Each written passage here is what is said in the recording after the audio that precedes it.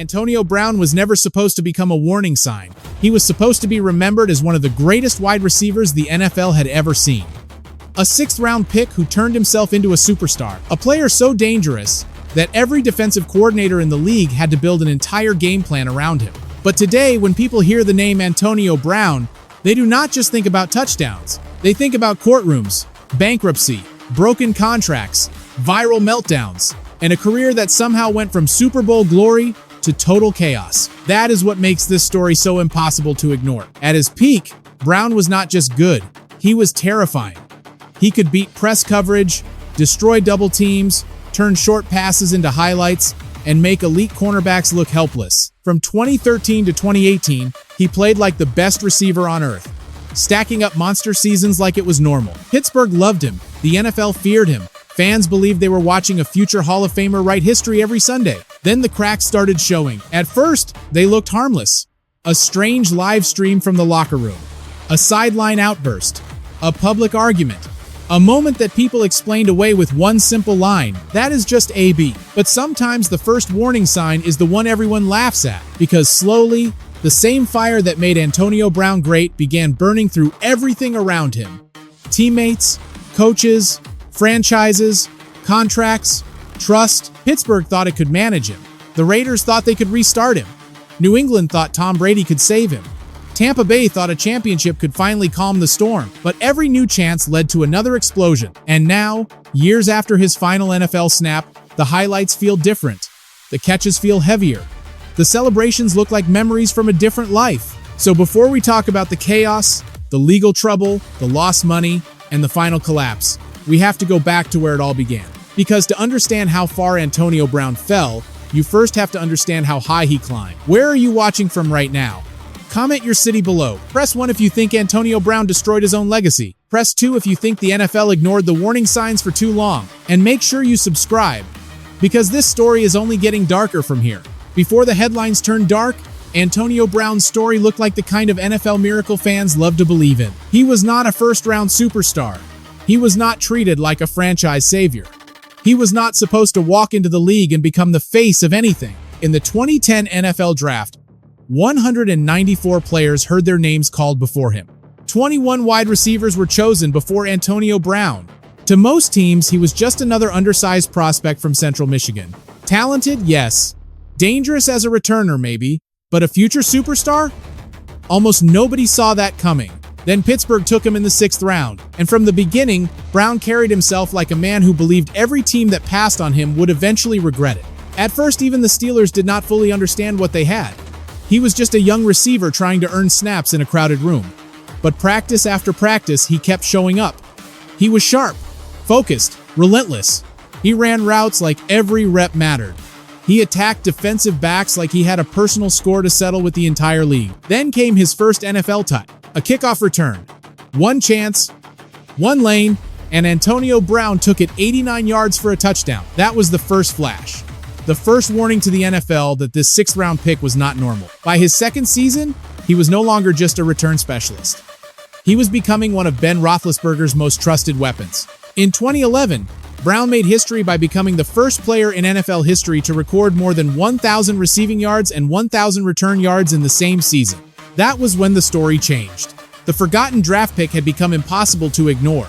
Then came the money, the recognition, the Pro Bowls, the All-Pro selections, the monster seasons. From 2013 to 2018, Brown was not simply productive. He was historic. Year after year, he delivered numbers that most receivers dream of reaching once in their career. Over 100 catches, over 1,500 yards, touchdowns in double digits. Again, and again, and again. Pittsburgh did not just cheer for him. They believed in him. He was electric, confident, fearless, and spectacular.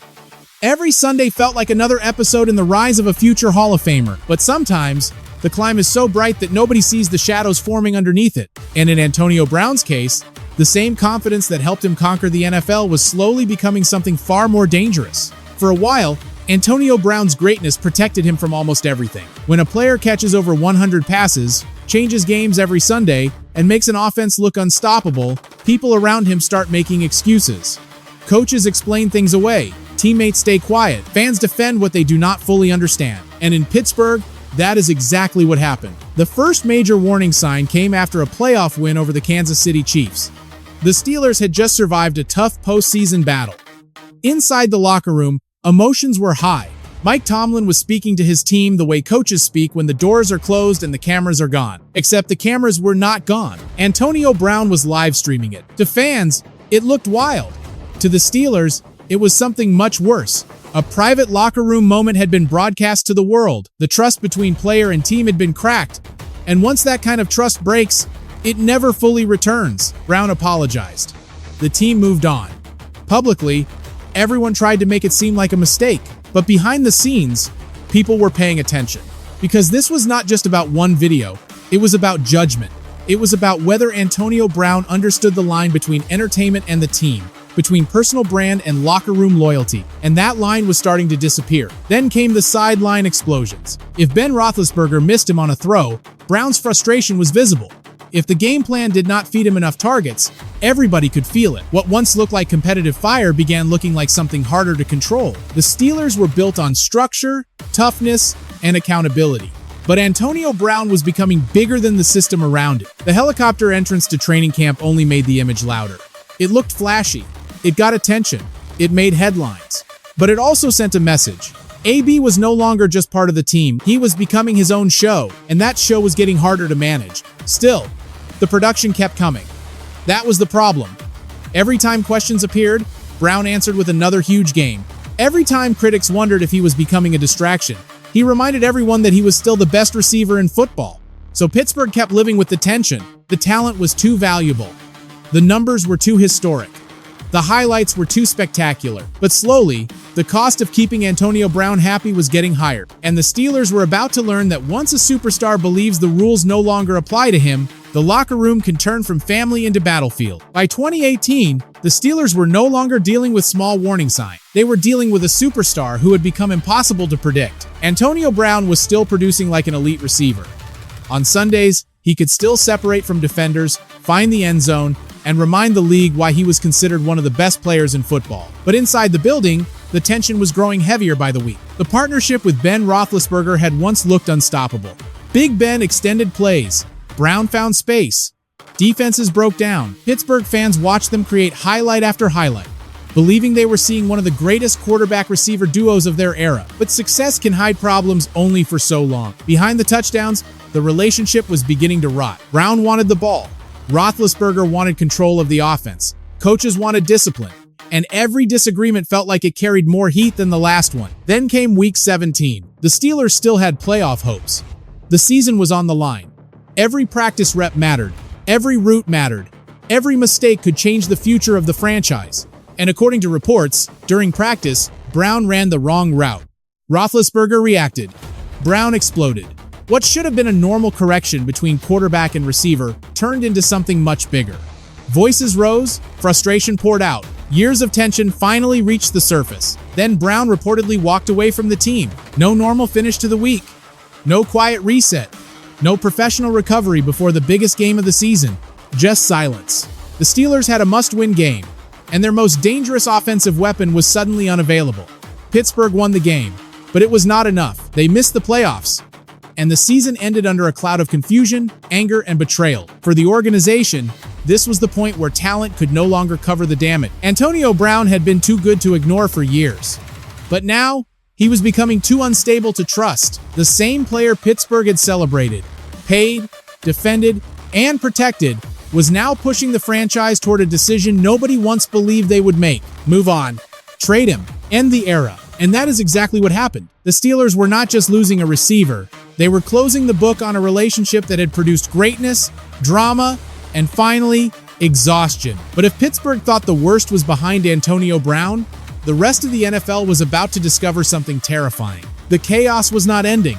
It was traveling with him. When Antonio Brown landed with the Raiders, it was supposed to be a fresh start. New team, new contract, new city, new chapter. The Raiders believed they were getting one of the greatest receivers in football, a proven superstar who could change their offense overnight.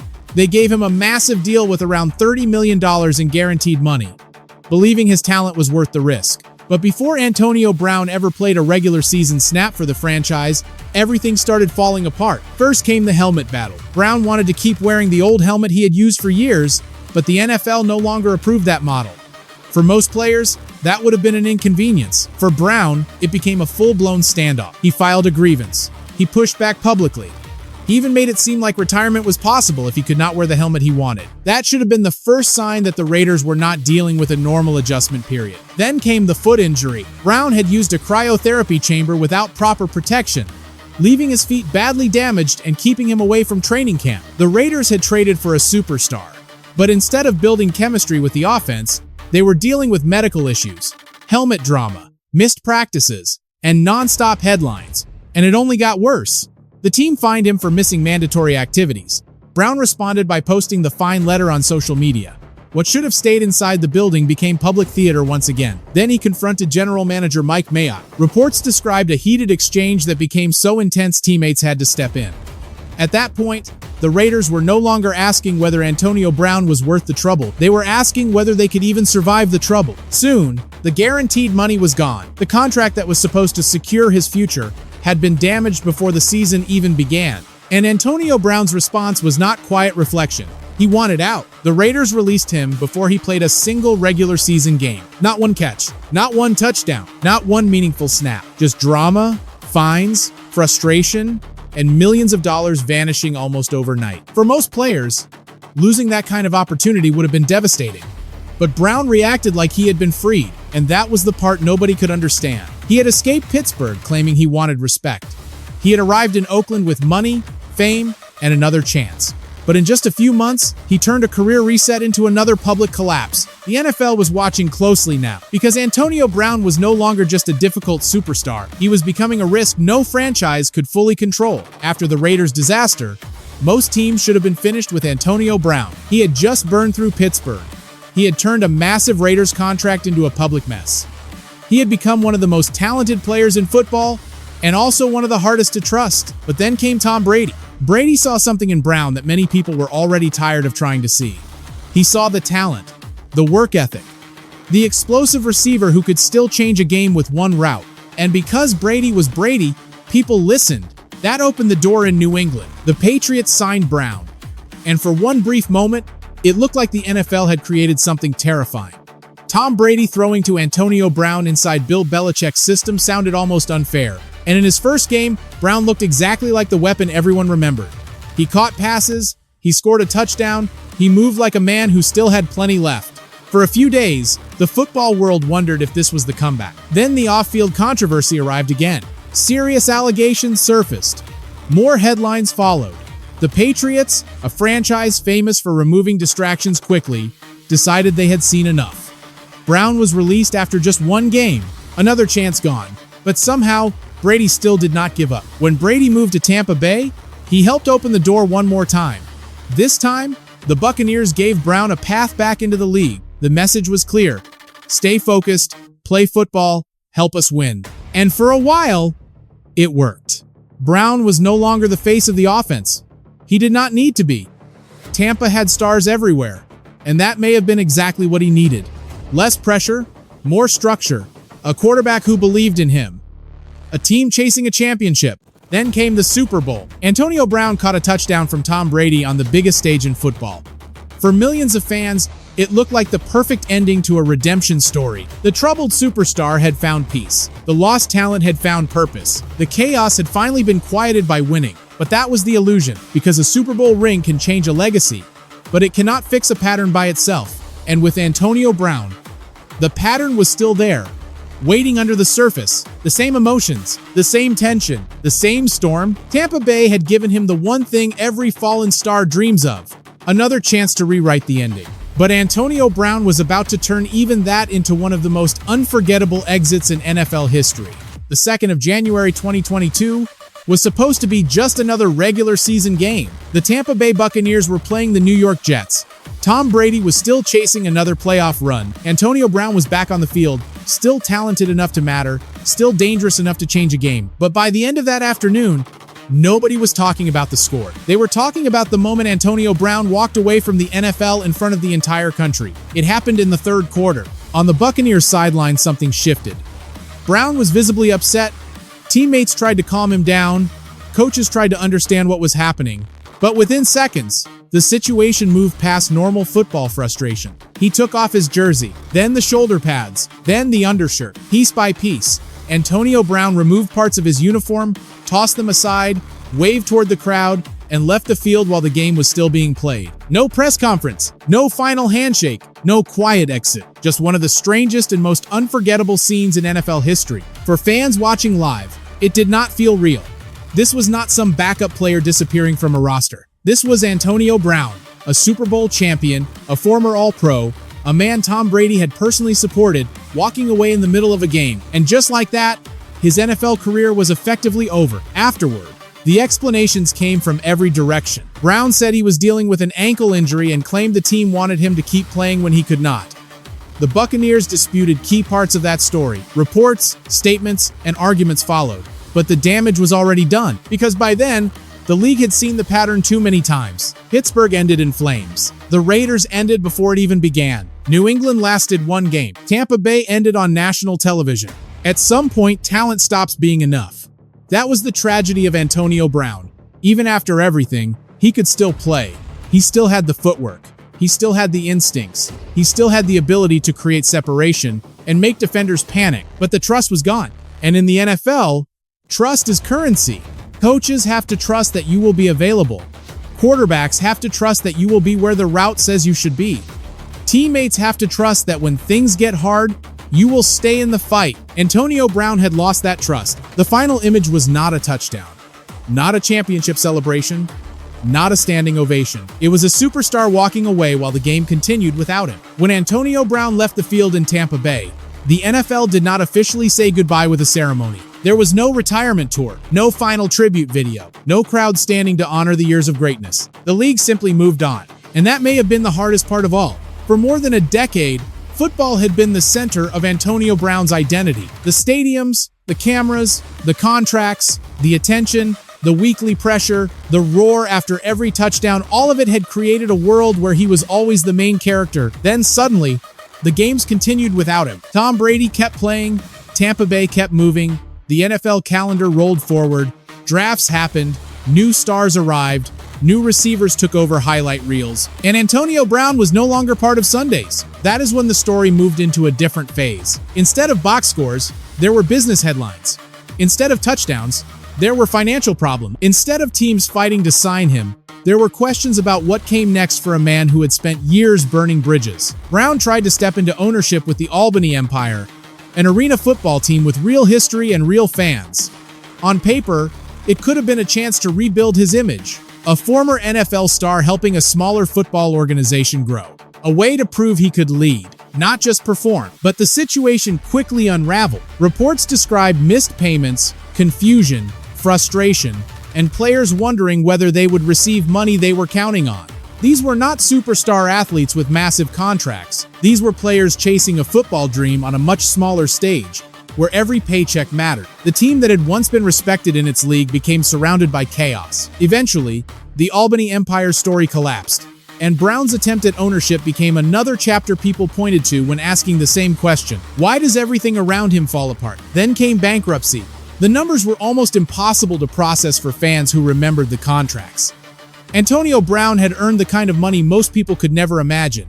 Millions from the Steelers, huge opportunities with the Raiders, more chances with New England and Tampa Bay. But wealth can disappear fast when discipline disappears faster. Debts, judgments, unpaid bills, legal pressure, and financial trouble began surrounding his name. The mansion, the lifestyle, the image of success, all of it started looking fragile. The man who once looked untouchable on an NFL field was now fighting battles far away from football. And the saddest part was not just that he lost money. It was that every headline made the old highlights feel more distant. By this point, Antonio Brown's story had already become painful to watch. The football career was gone. The trust was gone. The money was slipping away. The image of the unstoppable superstar had been replaced by lawsuits, debts, and controversy. But then the story turned even darker.